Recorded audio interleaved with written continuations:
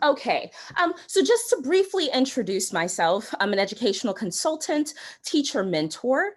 I also do motivational speaking, but for the most part, I teach English at Summit High School. Okay, I put together this presentation for you, and it's a lot that we're going to go through. So I really want to just dive in and get started. So let's begin. Okay, so you know how teachers, we come in and there are those students, we knock on their desk and we say, hey, I'm going to call on you for this question in a few minutes. I'm going to do that for you right now, just to kind of give you a sense and a moment to ponder this. What is the most uncomfortable topic or conversation that you've encountered in the classroom? Okay, take a second and think about that. While you're thinking, let me provide you with the roadmap for today, okay? First, we're gonna state the problem, okay? Why is it so uncomfortable for us to have certain conversations? We're gonna briefly discuss some outcomes. Next, we're going to learn actionable steps, a process that I've called essentially the lifting process. And it's going to help mitigate the problem. Now, I said this strategically, mitigate the problem, because the title is Embrace the Uncomfortable. We have to learn to embrace it. We can't just assume that, oh, now I feel comfortable talking about anything, right? 4, practice these actionable steps. We'll have some time to put them into play. And then hopefully we'll have some time for Q&A session, all right? There's a lot to get to. Let's dive in. And here, knock, knock, knock, I'm calling on you. What I want you to do right now, in 5 words or less, I want you to share the most uncomfortable topic or conversation that you've had in your classroom. I'm going to give you roughly 30 seconds, and I want you to post those things inside of the chat room, okay? Your 30 seconds begins now. Let's put you on the spot. What comes to mind?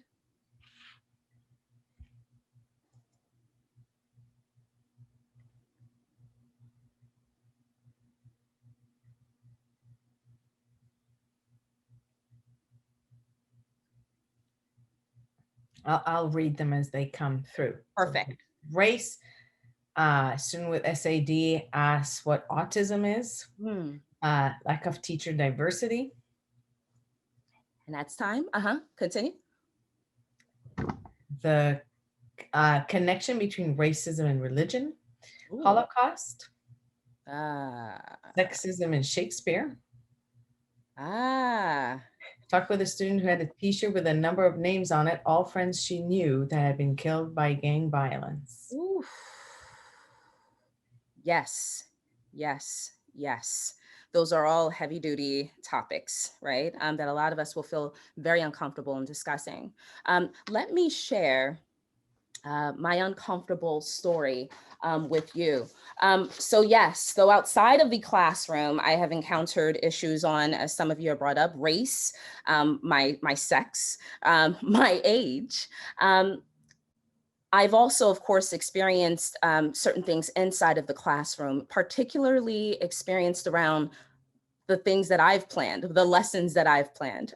Just to share a bit with you, I started off at Summit High School roughly 8 years ago. I was about 3 years into teaching, and I was super excited about teaching this unit I developed over James McBride's book, The Color of Water, which is essentially talking about his experiences being biracial, right? Having a white Jewish mother and having a Black father. And I was extremely excited. Just to give you some context, Summit High School is affluent, mostly white, and some would even say somewhat conservative type of town.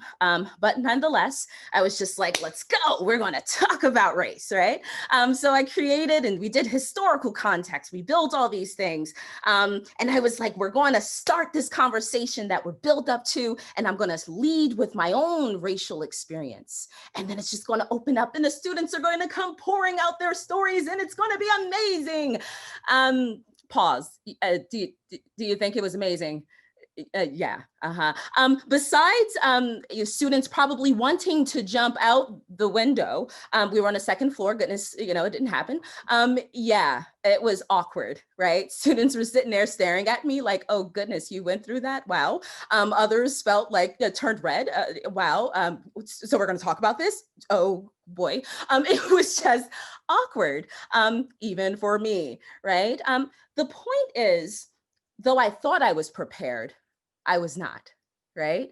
And over the years, and kind of talking and discussing, I've had an aha moment, and I've developed a process called the heavy lifting process, essentially, to kind of go over how to effectively plan for these necessary uncomfortable conversations while also reaching your learning objectives. Okay, so for today, we're going to share that process with you.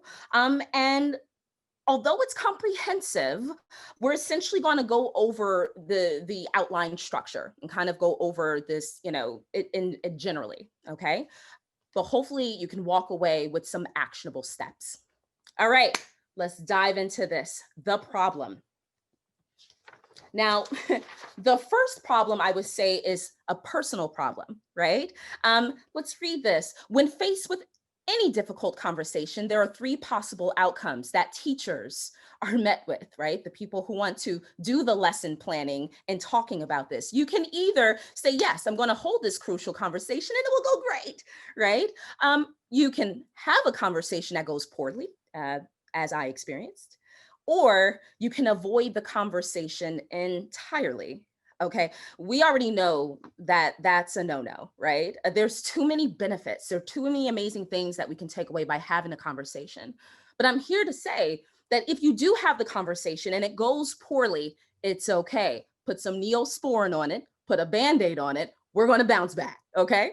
Let's dive into this. Now, the systemic problem, this is when it becomes bigger, or it's macro, right? It's outside of us. I think that through my research,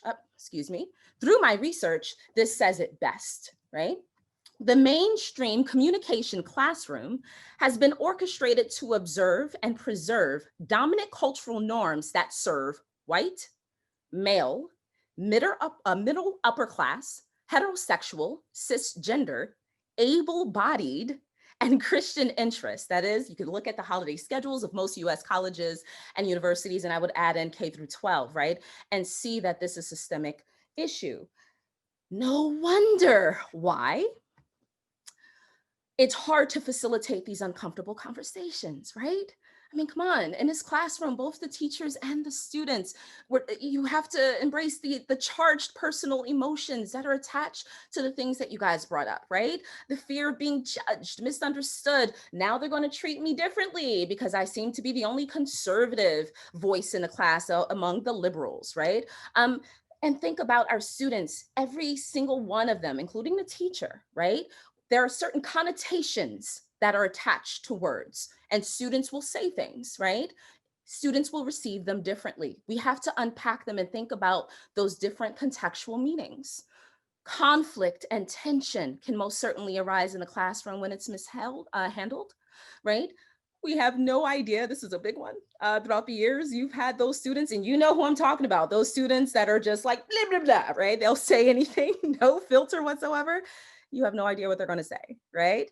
And of course, factor in unknown norms of communication outside of school. What does that mean? We don't know what communication looks like in their household. We don't know how they effectively communicate, which is why it's important for us to consider these things, right? When we have the conversation.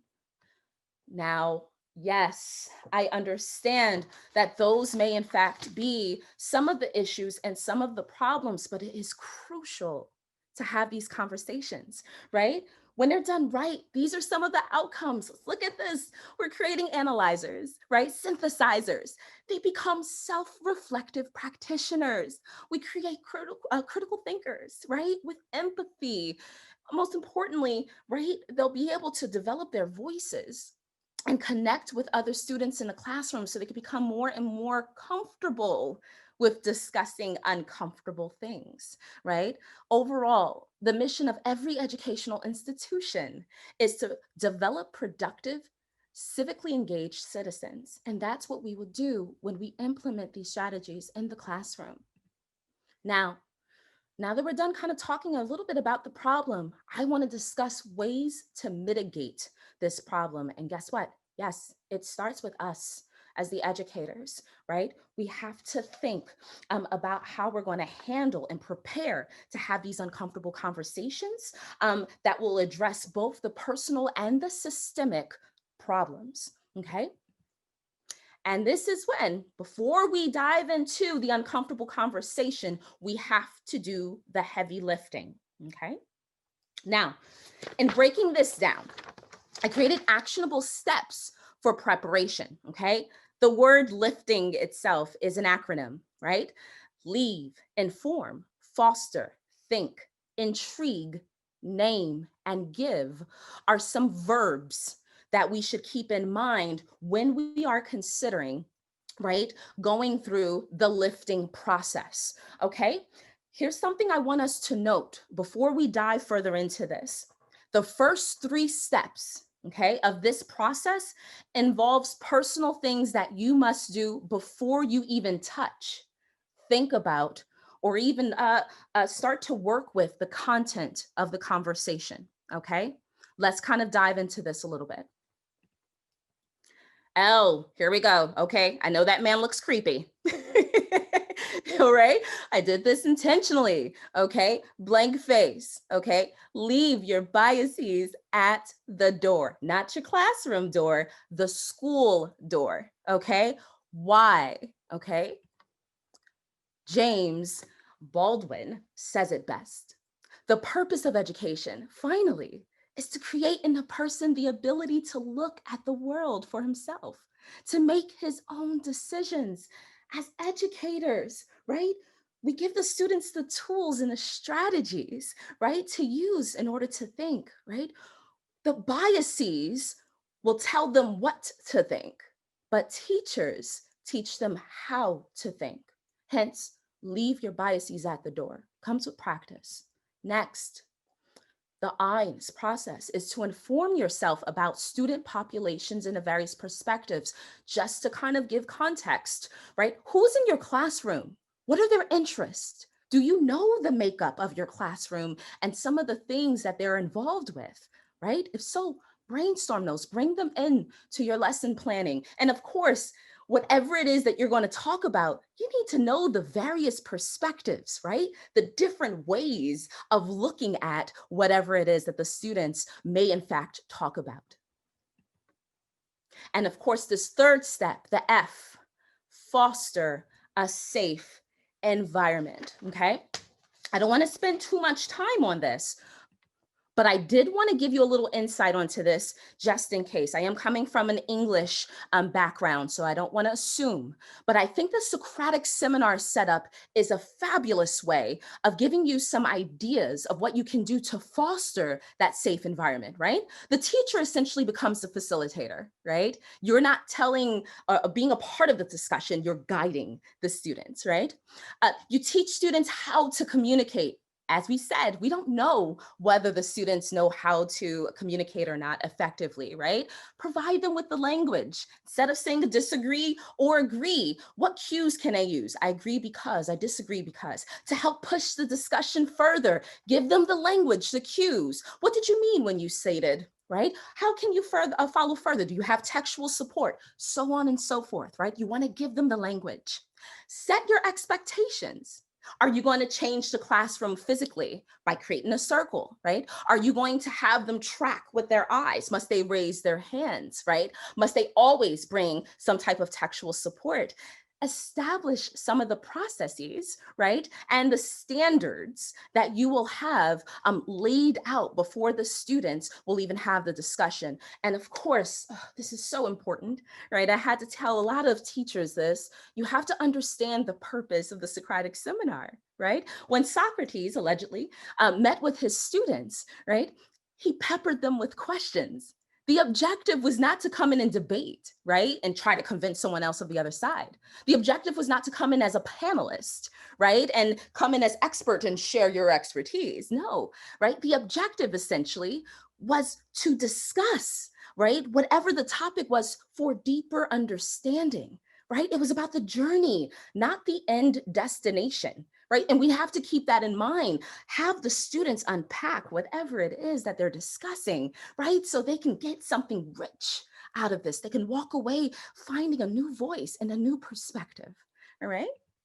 Now, let's take a pause. I told you the first 3 steps, leave, inform, and foster of the lifting process, that it lays the foundation needed to have, right, before you even have the conversation.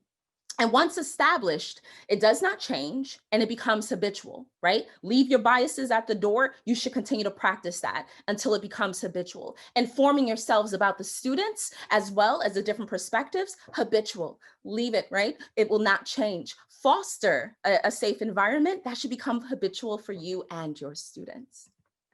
Okay? The second phase of the lifting process. The next phase requires repetitive lifting. Repeat this process with new information, okay? Now we can start planning the content of the conversation and align them with the learning objectives. Let's get into the content of what you're going to discuss. Okay. T, think about a common ground for all students, okay? Now I know that some of you are sitting here and looking at that Charmin, and you might be feeling some type way right now. I'm not trying to bring up any feelings, right? We were all looking for some toilet paper before, right? No, okay. I want you to look at Charmin, okay, with another approach. Think of it as a business. Because as teachers, I want us to think about how we approach our students. Businesses think about who they market to, right? Their populations. With a business like Charmin, there's no niche or small population they're marketing to. It is literally meant for everyone. Everyone has to go, right? Use Charmin, okay? You want to have that same mindset. What can you discuss? What can you talk about that is relatable and connects to all of your students? For example, if I start off with something like Black Lives Matter, right? Maybe not all of your students are Black in the classroom, or even if they were, they might not feel the same about it, right? Instead, strip it down to what makes it so relatable, right? If you strip it down, you'll focus on identity, right? It's about identity. Go further, then you're talking about a misperceived identity. You strip it down even further, then what are you getting to? Hey, people are maybe treated differently because of how they are misperceived, right?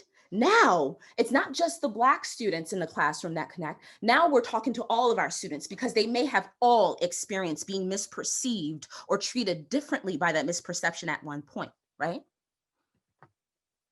If we move on with this process, the I, intrigue the students with provocative, thought-provoking, and interesting questions that stem from the common ground, right?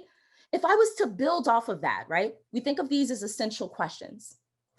If I was to build off of what I had before with identity, maybe I would follow up with some essential questions that look like this, right?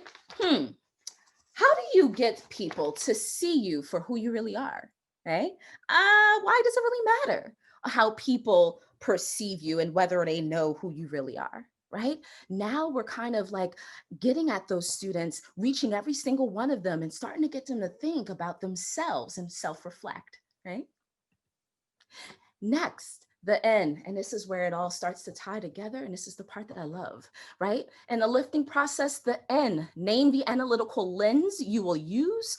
Oh, this is when you begin to channel the conversation, right? Now all of those emotions and those feelings, right? The fears, they get to direct them towards the analytical lens. Now, let's take a step back. What is an analytical lens? I love this picture. Think of it just like that. You're now putting on a new lens, a new way of seeing your world. And hopefully it allows you to see it differently, right? Which is why the next point, frame and structure the conversation, it gives the teacher now a little control, right? Okay, instead of just talking blankly, I'm going to apply this lens and now kind of control and frame the conversation a little bit more, right? Teach the skill of critical thinking. Come on. Whenever you have to see differently, you will start to think differently. And of course, provide new perspectives and insights. Not only are they seeing differently, but they're hearing all types of ways of seeing through this same lens as well.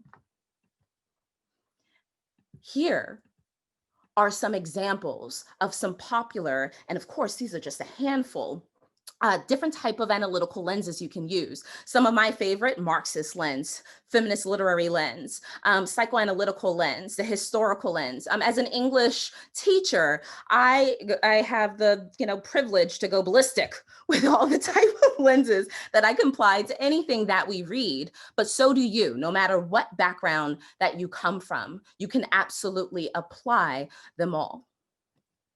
Now, lastly, G, give students a choice.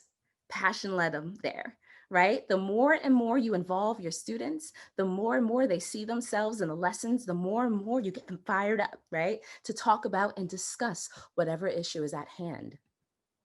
Now, let's kind of take a second, breathe it all in. That was a lot to process, right? When we start lifting, I think it's important for us to remember T, think of common ground, intrigue students with provocative questions, name the analytical lens that will be applied, and give students a choice. Remember, we're going to focus on the second phase, because the first one, that takes a lot of you to do, right? Before you even dive into the content. Today, I just want to, for the sake of time, to dive into the content, right? Getting into creating whatever it is you need to create to have this uncomfortable conversation. Okay, now this is what we're going to do. We're going to watch The Cave. It's an adaptation of Plato's Republic. I can't remember if it's chapter 16. I should know this, 15. I teach it sometimes. But essentially, we're going to watch this film. It's about 2 minutes and 33 seconds, I want to say. And I want you to put on, become educator. You're the teacher of this classroom. You're going to watch this video thinking about think, intrigue, name, and give, the second part of the lifting process. In other words, brainstorm ideas of what type of conversation you can create by or from this video, okay? And what we're going to do after we watch the video is we're going to be prepared to share these ideas or brainstorm these ideas in a group so that we can share them together, all right? I'll give you further information after the video, all right? But take as many notes as you need. Let's begin. Imagine prisoners that have spent their entire lives chained deep inside a cave. They have been chained so that they cannot see behind themselves, and they are forced to stare endlessly at the cave wall in front of them. Behind them, a fire is burning, and between the prisoners and the fire is a raised walkway. Now imagine that each day, a menagerie of objects crosses the walkway. Animals, people carrying their wares to market.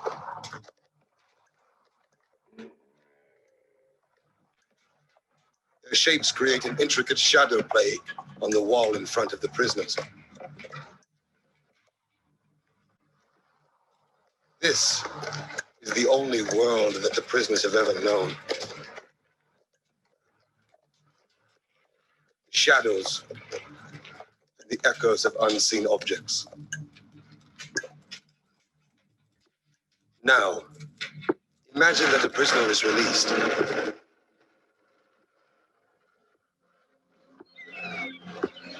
After some time adjusting to the blinding light,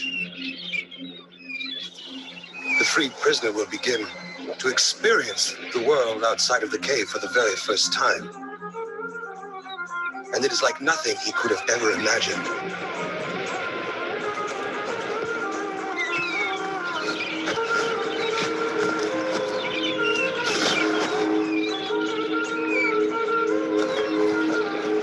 With his new perception of the world, the man will of course want to return to his friends to share his incredible discoveries.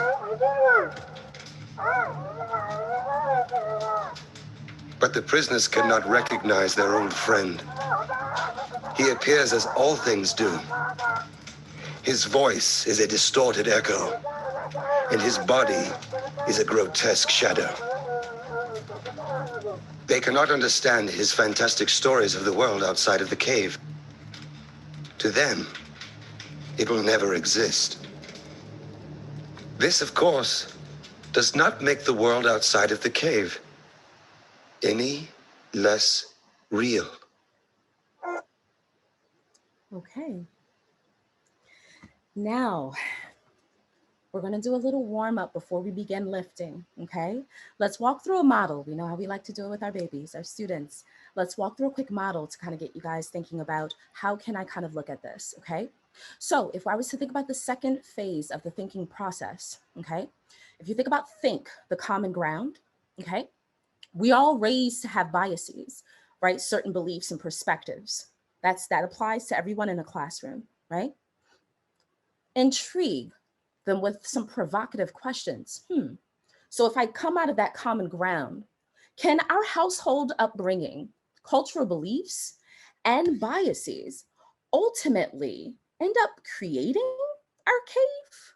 Whoa, right? If so, what frees us from the cave eventually, right? If not, how does our household upbringing, cultural beliefs, and biases help us to see the world, right? If I was to go to name the analytical lens now that I can apply to look at this, I would apply the cultural lens, right? To see this and to look through this. And of course, I would teach them the cultural lens before they dive into this, right? The last step, give them choice. Okay, what choice can I give them? Hey, when we have the discussion, you'll be able to provide personal, worldly, and textual examples, but I'm not just going to limit it to the text that we covered in this classroom. I want you to be able to pull text that you've read outside of the classroom as well, right? To support your claims, all right? So this is just one example. There are tons of ways and lenses that you can apply to this same thing. And I want you guys to essentially find it. So it's your turn. We're going to go into breakout sessions. And in groups, I want you to brainstorm the second phase, the ting and lifting, right? You have an allotted time of 4 to 5 minutes. I'll check in after the 4th minute, essentially to see if you need a 5th. And then this is the most important part. If you can, and whoever's up for the challenge, I want you to select someone in the group to share the discussion, the major takeaways, your ting, if you will, okay? Just one person. We're going to unmute you and you're going to share it out. All right. So we can begin as of putting the clock, the stopwatch on now. But if our facilitator can put us into groups. Yeah. So I'm putting you into groups. There'll be 4 to 5 people in a group right now. You do have to click to join. All right. So you can just join your groups and then we'll close them in about 4 to 5 minutes.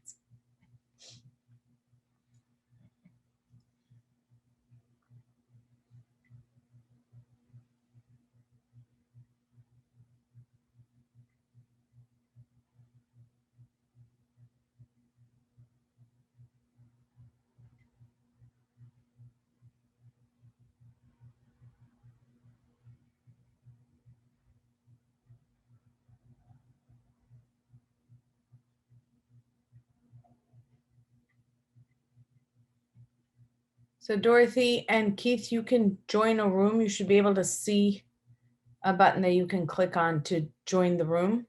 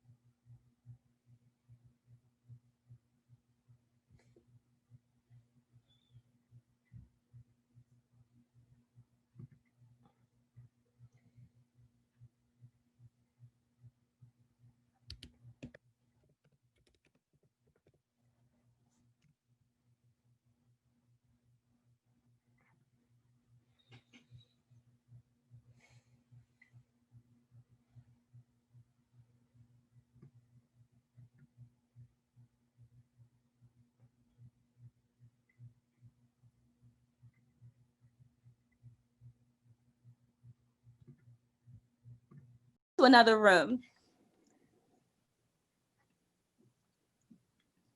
Asha, did you say you were leaving? Yep, I was trying to see if I could. Can you do? Okay, clearly she can. That's great. All right, I'm going to leave as well. I think you have about 1 more minute. Okay. So I guess, Amanda, we're just going to stay focused on what you brought up with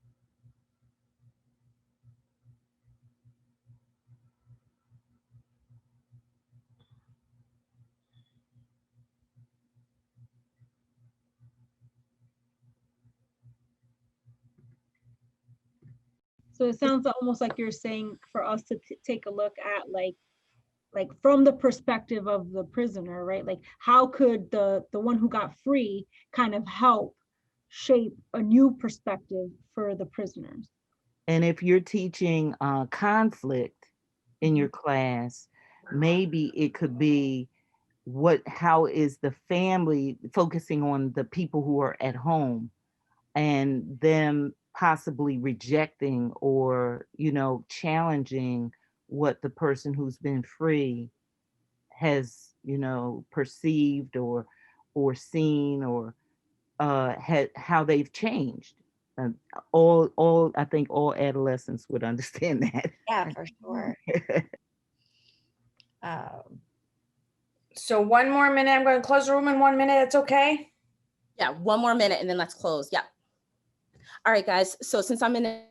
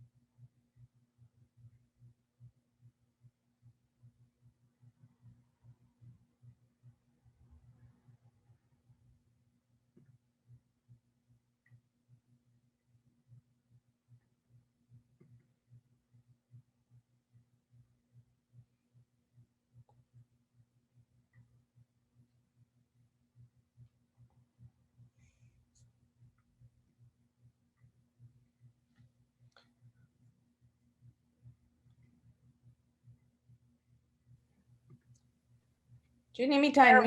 Now there we go. Now you can hear me. Okay. Ben, I thought I just gave you all permission to mute and unmute, but I am. It is okay. All right. Do I need to reshare my screen or can we all see it?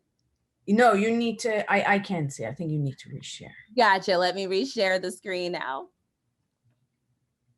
All right. Okay. So let's kind of take a moment and let's share.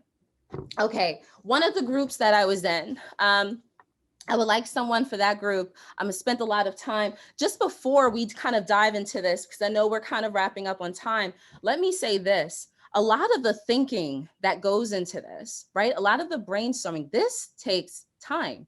This is not a sit there in a matter of minutes. This is not a sit there in a matter of days.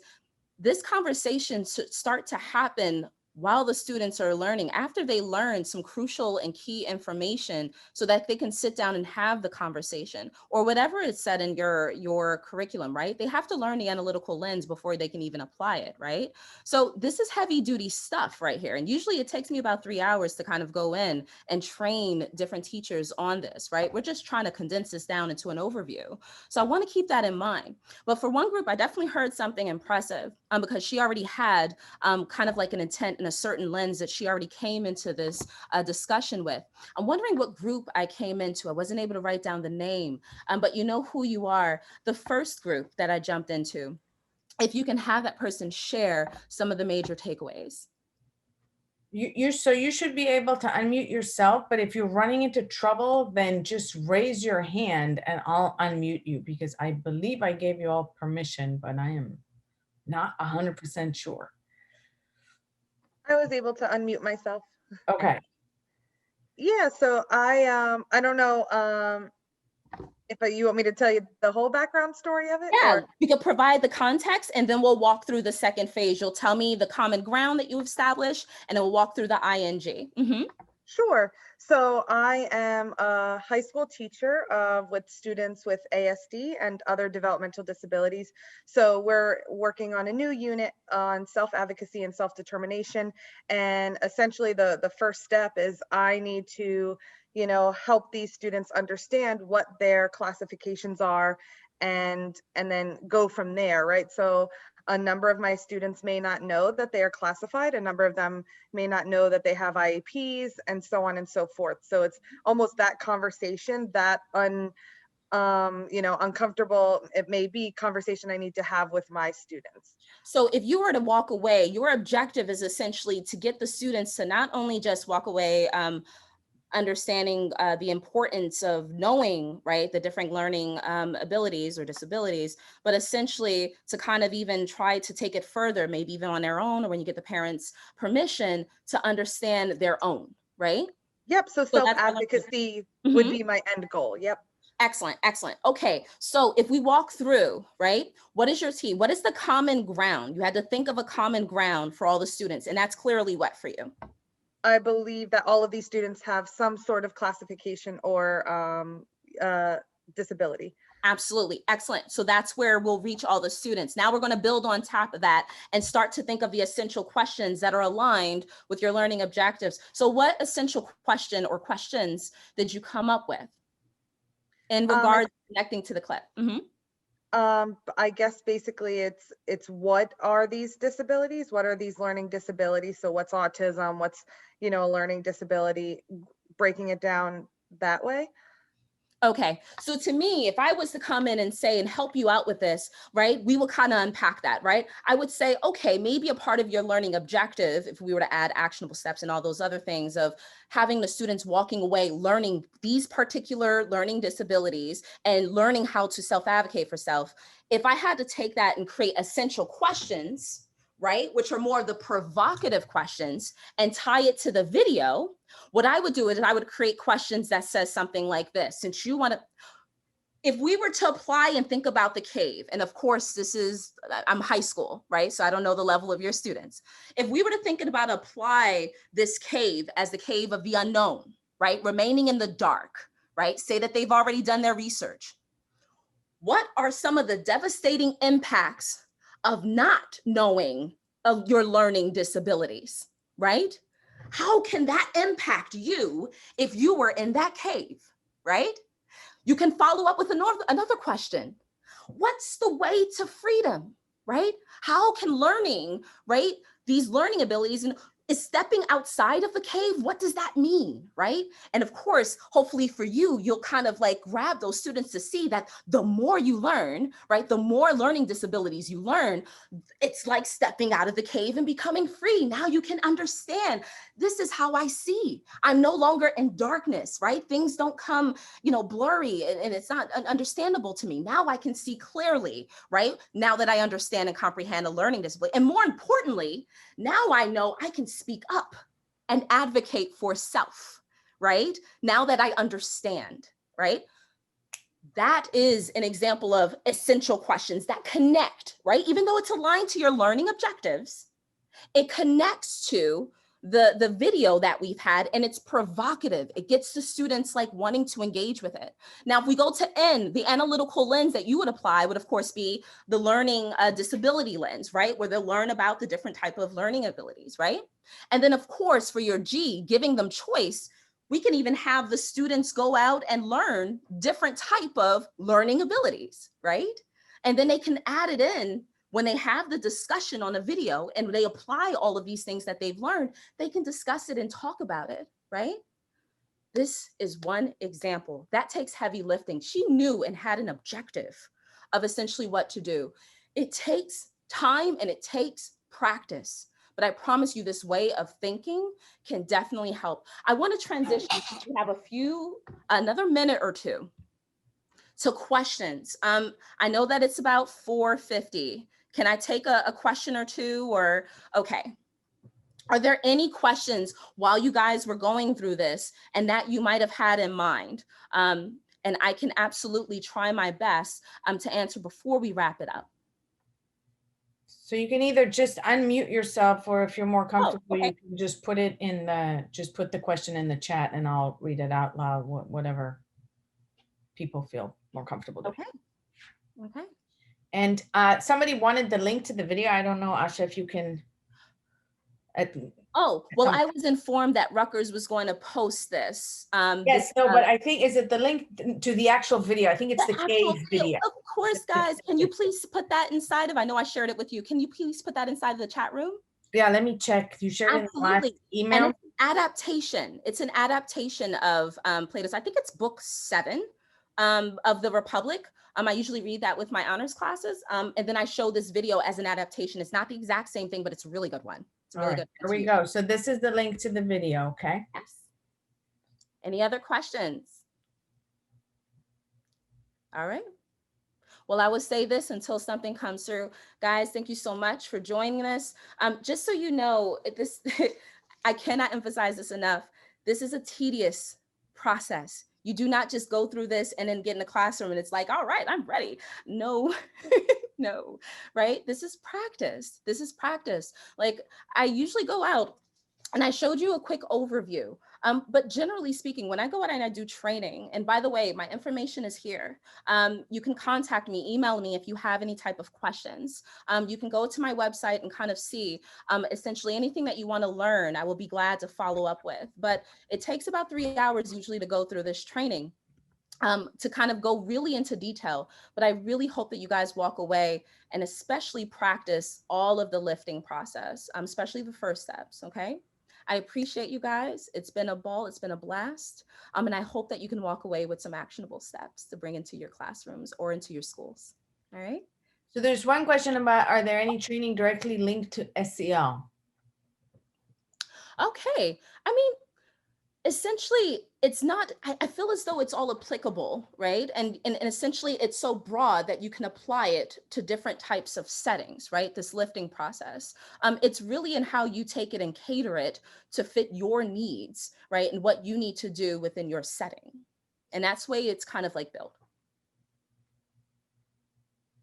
Right. All right. All right, guys, it was a pleasure. All right. I hope you guys have a great day and stay safe and stay well. All right. Bye, everyone.